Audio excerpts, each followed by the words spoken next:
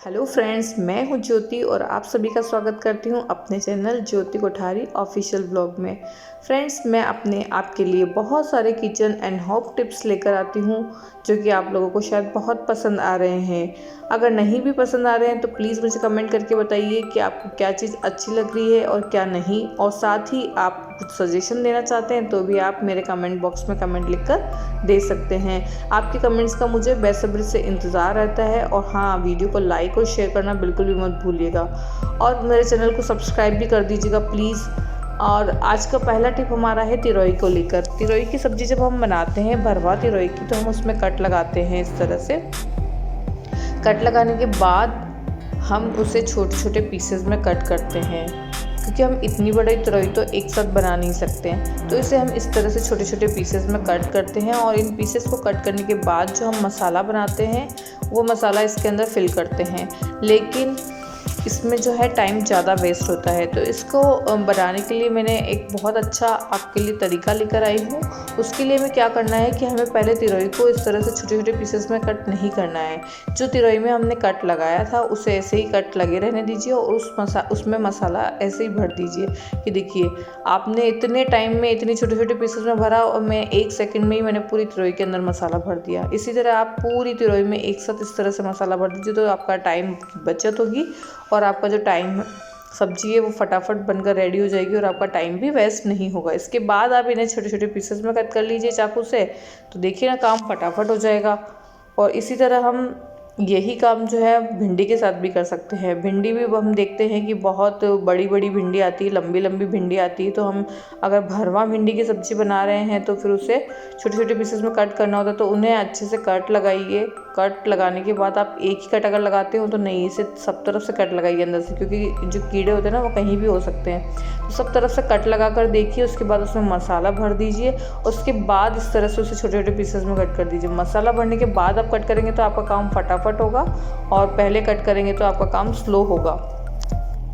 अब मेरी second tip है बैंगल्स को लेकर। जब हम हाथों में बैंगल्स पहनते हैं, बैंगल पहनना तो सभी को बहुत पसंद होता है, लेकिन कुछ लोग ऐसे होते हैं जिनके हाथ जो हैं थोड़े से कड़क होते हैं, उनके साइज़ चूड़ियों की जो है बड़ी आती है, या फिर ऐसा होता है कि हाथ थोड़े से कड़े हो गए हैं और ना चूड़ियाँ जो पड़ी हुई है वो छोटी थोड़ा सा टाइट आने लगी हाथों में। तो थोड़ा सा हम अगर टाइट चूड़ियों को पहनते हैं तो हमारे हाथों में जलन होने लग जाती है और चूड़ियाँ सही से आती नहीं है। तो उसके लिए हमें क्या करना है, एक पॉलीथीन इस तरह से हमें हाथ में पहन लेनी है और उसके बाद इन चूड़ियों को जब हमारे हाथों में हम चढ़ाएंगे ना तो बहुत इजीली चढ़ जाती है और हमारे हाथों में कोई भी दिक्कत नहीं होती है।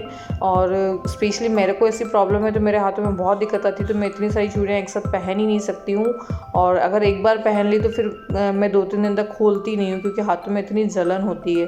तो आप ये ट्रिक अपनाइएगा, आपके जो चूड़ियाँ हैं बहुत ईजीली हाथों में चढ़ जाएगी और उतारते टाइम भी आप यही ट्रिक अपनाइए। और तीसरा ट्रिक है हमारा उसी पॉलीथीन को लेकर। जिस तरह से हमने बैंगल्स अपने हाथों में चढ़ाई, उसी तरह से कई बार ऐसा होता ना कि हम चूड़ीदार पहनते हैं या फिर जीन्स वगैरह भी आजकल नैरो बॉटम आती है, तो उनको अगर हमारा पैर बड़ी साइज़ का है या फिर नैरो बॉटम जो चीज़ें हैं वो हमारे पैरों में नहीं आ रही इजीली, तो उन्हें पहनने में दिक्कत होती है। तो उसके लिए भी आप क्या कीजिए कि एक पॉलीथीन अपने पैर में पहन लीजिए। पॉलीथीन क्या होती है ना, चिकनी चिकनी सी होती है, तो जो भी चीज़ हम पहन रहे होते हैं ना वो ईज़िली हमारे पैर में और हाथ में चढ़ जाती है। तो इस तरह से अगर आप पहनेंगे ना तो देखिए बहुत ही ईज़िली आपकी जो ये चूड़ीदार और जो जीन्स वगैरह होती है ना वो आपके पैरों में ईज़िली चढ़ जाएगी। तो ये ट्रिक आपको कैसी लगी मुझे बताइएगा कमेंट करके कि आपको सबसे अच्छी ट्रिक कौन सी लग रही है। आगे और भी ट्रिक्स बाकी है, बहुत अच्छी अच्छी ट्रिक्स है। वीडियो को लास्ट तक देखना बिल्कुल भी मत भूलना और वीडियो को स्किप भी मत करना। तो फ्रेंड्स, हमारा नेक्स्ट टिप आता है प्लास्टिक को लेकर। प्लास्टिक बहुत बड़ा इशू है आज की तारीख में, क्योंकि जो छोटे छोटे प्लास्टिक के टुकड़े, ये देखिए हमने पाउच खोला तो ये छोटा सा टुकड़ा है। बड़े प्लास्टिक, छोटे छोटे प्लास्टिक स्पेशली हम अगर कचरे में इसी तरह डाल दें या खाने के साथ चला जाए तो गायों के मुंह में जाता है, या फिर हमारे पानी वगैरह में जहाँ हम कचरा हमारा लास्ट में जाता है तो पानी में, नदियों में ये बहुत ब्लॉकेज कर रहा है। छोटे छोटे प्लास्टिक के टुकड़े तो बहुत ज़्यादा नुकसान करते हैं। तो प्लास्टिक के टुकड़ों को आप इसी तरह कचरे के साथ ना फेंकें ताकि वो गायों के मुंह में ना जाए।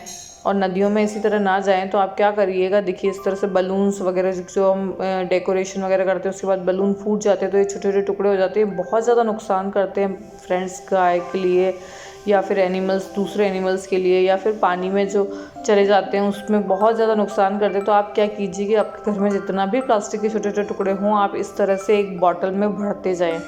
ये बहुत ही अच्छा तरीका है, इसको आप अपनाइएगा ज़रूर अपने डेली लाइफ में। अगर बड़ा प्लास्टिक का पॉलीथीन है, देखिए इस तरह का आजकल क्योंकि सभी चीज़ें प्लास्टिक पॉली बैग में ही आती है, तो इस तरह से आप उसे अच्छे से फोल्ड कर दीजिए। उसके बाद उसको आप इस बोतल में डाल दीजिए। इस बोतल में बहुत सारा आपका प्लास्टिक का कचरा आ जाएगा क्योंकि ये बोतल में हम फोल्ड करके जो चीज़ें डालते हैं ना, तो बहुत सारा प्लास्टिक का टुकड़ा। आप इसे बस डालते जाइए, साइड में रख लीजिए। जब बॉटल अच्छे से फिल हो जाए इसको आप अच्छे से कोई पतली स्टिक डालकर अच्छे से दबा दबा कर भी इसके अंदर प्लास्टिक भर सकते हैं। तो बहुत सारा प्लास्टिक इसमें अच्छा इकट्ठा हो जाता है और फिर इसके बाद आप इस बॉटल को फेंक दीजिए। तो ये टिप बहुत काम का और एनवायरनमेंट फ्रेंडली भी है। तो आपके एनवायरनमेंट की रक्षा करने के लिए आपको ये टिप ज़रूर अपनाना चाहिए। तो फ्रेंड्स, अगर आप लोगों को मेरी वीडियोस अच्छी लगती है तो प्लीज़ इसे सब्सक्राइब करना बिल्कुल भी मत भूलना, शेयर करना, लाइक करना, कमेंट करना। आगे और भी टिप बाकी है। बहुत से बार क्या होता है कि हम अगर कम क्वांटिटी में चावल बनाते हैं तो हमारे चावल जो हैं बहुत अच्छे बन जाते हैं, खिले खिले बनते हैं बिल्कुल, कुकर में जो चावल बनाते हैं।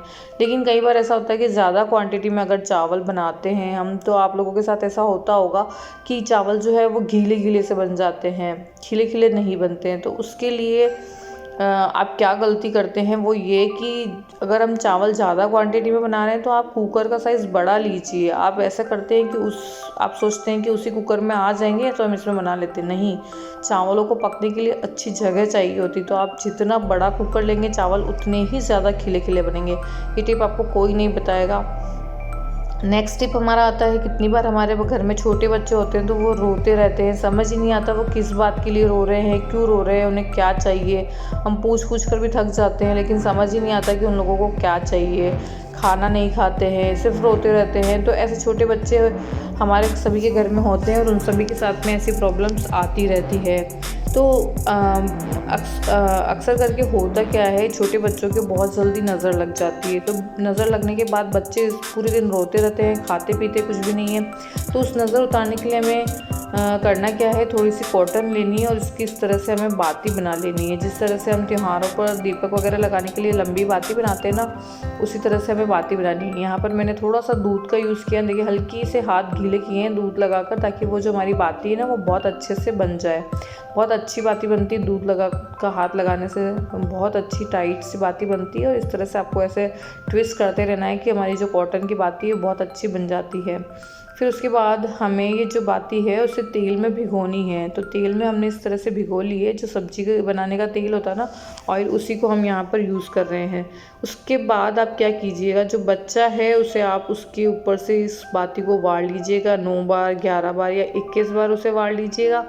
वारने के बाद आपको क्या करना है कि वारते टाइम आपको बोलना नहीं है, और वारने के बाद आपको क्या करना है कि इसे गैस पर इस तरह से जला लेना है और फिर सिंक में इस तरह से हमें इसे चिमटे की मदद से पकड़कर रख लेना है। इसमें से जो तेल निकलेगा ना, बिल्कुल ऐसा आप देखेंगे कि बहुत काला काला सा तेल निकला। अगर नज़र कड़ी लगी हुई है तो बहुत काला ऑयल निकलेगा इसके अंदर से, और अगर नज़र नहीं लगी है तो आपका ऑयल जो है वो सिंपल कलर का ही निकलेगा।